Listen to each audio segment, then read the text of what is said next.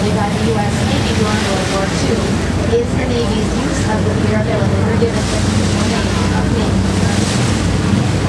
From the World War II from 1946 to 65, the University of Illinois and the Navy's pier as their Chicago campus. But in 1965, the college decided to move back inside the city to create a settlement of the campus. And it was later rebuilt from the water outlet in the late 1980s. Pier reopened in 1995 as the wonder that it is today. Navy Pier is currently the #1 entertainment spot inside the state and the Midwest, looking to the IMAX theater, Shakespeare Theater, Children's Theater, Glass Museum, and Television. Shopping restaurants with pinnacle bars, Fair Bar, and records that that pier is still goes back to the original one, the one designed by George Beale, Washington Bears, for the World Columbian Exposition of 1893. The very first Ferris wheel for the World's Fair in 1893 was 100 feet taller than the Navy Pier. Once again, this one's 150 feet in diameter. The original was 250.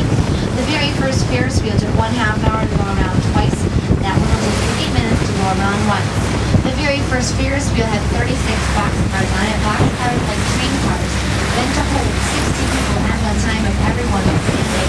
Piers were nowadays in front of the most all of which Pier 1 will be new for a half an hour at a time for people that we do not know.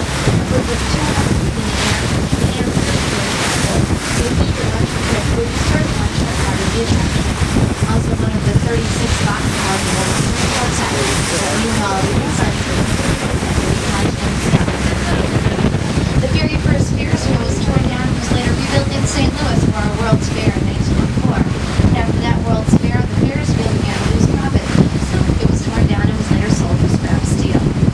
There is talk of a replica going up of the original Ferris wheel, but of the replica who win the bid to host the 2016 Olympics. So they will find out for sure in October of this year whether or not we win the games.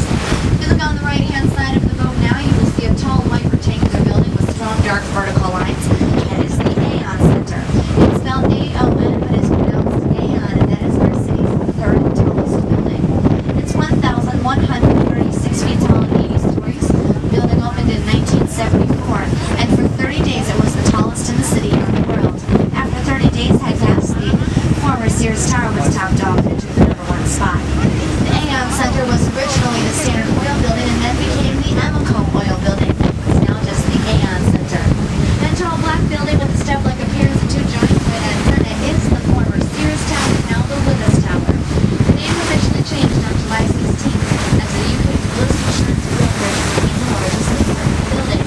As the largest lister of the building, they became the name first. They have changed the name. There's also a rumor going around that they're going to paint the building bright silver. It's an estimated $2 billion project, billion with a B. The whole point of that project is to make the building stand up even more against the skyline. For the time being, the building is still the tallest in the city and the nation. At 1,450 feet tall, 110 stories, that's 442 meters. The height in feet and meters does not include the building's 2 antennae. If you were to include them, the building would stand at 1,730 feet tall. The former Sears Tower, now the Willis Tower, was designed by Bruce Graham and Seymour Owings and Merrill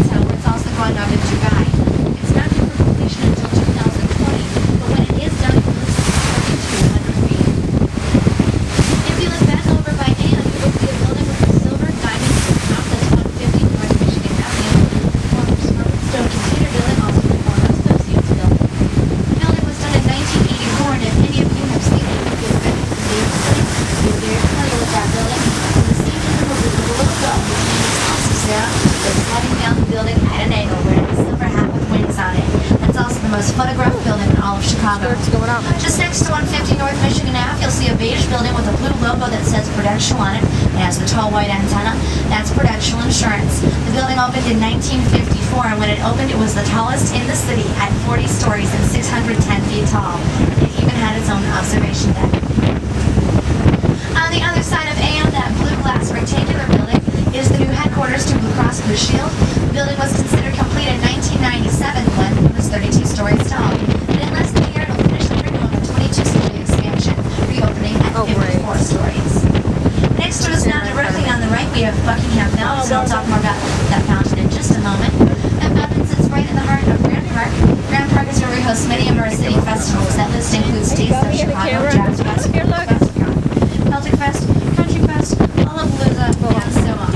And to the north of Grand Park, we have Millennium Park. Millennium Park is our largest park. It's also home to the Bean, the 110-ton stainless steel. Barbara, go sit next to her. The official title of the sculpture is Cloud Look, this thing is just tossing me around. Shaped like one. In between ourselves and the former Sears Tower, Gotcha. You're blowing in the wind, baby. Woo! This is very windy. I hate to admit this, but I don't know why it says CFD. It's what I'll be doing this afternoon when I'm off work.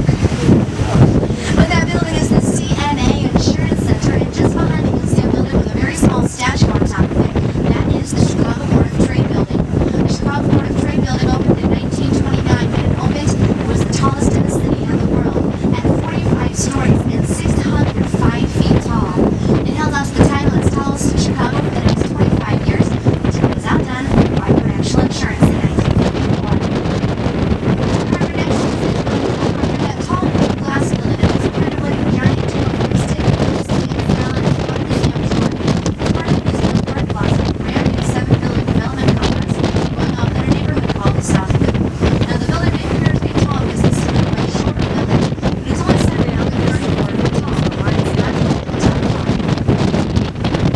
Next to us now we have the 3 museums that make up the museum campus, and they are as follows. That Parthenon-like building is the Field Museum of Natural History. It was first done in 1921, but was remodeled in 2001. It's now home to the zoo, the world's largest unearthed Tyrannosaurus Rex. Excuse me. Soldier Field is just behind the museum campus as well. I'll talk about the other 2 museums in a second. Soldier Field is the blue-green glass building with the columns on the front of it. It was first done in 1924. That's the building that was remodeled. It was remodeled to make way for more seats, and they changed so many things in that stadium in Boston. It's landmarks at its one location. The white building with green glass windows is the Shed Aquarium and Oceanarium. The aquarium opened in 1929. That is the largest oceanarium and aquarium inside the U.S. in terms of number of species. The building next to us now, the silver one with the dome in the center, is the planetarium. It was built in 1930. It was the very first planetarium to be inside the United States. As you clear the planetarium, you can see a black building with a green underground, and that is the Corporate Convention Center. It's also the second convention center. The first one burned down.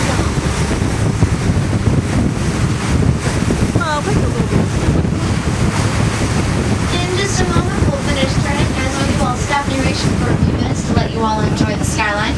I'll pick back up in just a few moments, and then I'll talk about all of the buildings that sit on the other side of the river. So until then, you're more than welcome to enjoy the company that you brought or to take some pictures. The bar downstairs is open, and if you have any questions or if you need anything repeated, I'm on the top deck, just next to the wheelhouse. I'll pick back up in a few minutes.